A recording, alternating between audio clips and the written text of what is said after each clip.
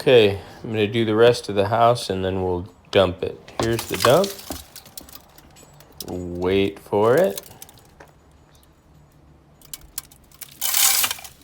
There you go. Full canister. Looks like lots of cat hair, dog hair, skin, bunch of stuff, you name it.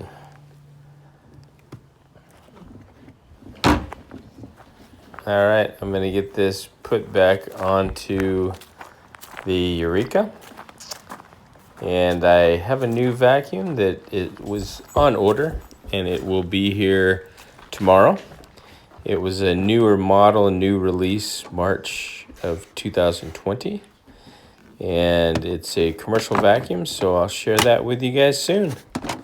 I appreciate y'all watching another vacuuming video. This one had plenty of crunchy sounds and all kinds of things going on, so I'll see you in my next episode.